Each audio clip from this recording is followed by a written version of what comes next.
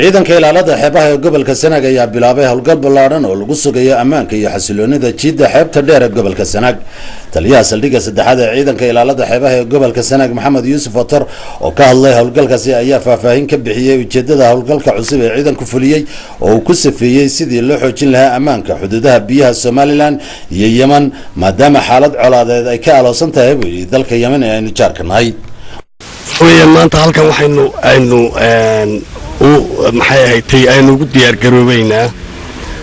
waynu ognahay xaaladda Yamaneed waxaynu doonaynaa inaynu soo xidhno xuduudda aynu la leenahay Yemen waa ogtihiin xaaladeedii farahay ka baxday toobiskeedii waa la jabsaday waxa laale wixii saara taallay dadkii shacabka ahaa bay gacanta u galeen sida aawadeed inaynu iska kaadroolno oo aynay waxaasi aanayna soo gelin ayaynu doonaynaa sidaynu wararka ku hayno waynu jeelashii budhcadbadeedii ku jirtay inay ka baxeen oo hadda ay ku sii qulqulayaan goobihii hore ay ka soo duuli jireen iyaga iyo dad kale la socda sidaa aawadeed waxa weeye waxaynu xoojinaynaa goobaha aynu isla garanayno inaynu dhexda xidhanno waxa loo baahan yahay feeyiga gaara ومحمود محمد حسن صراف تيفي قرنك Somaliland أرجابو.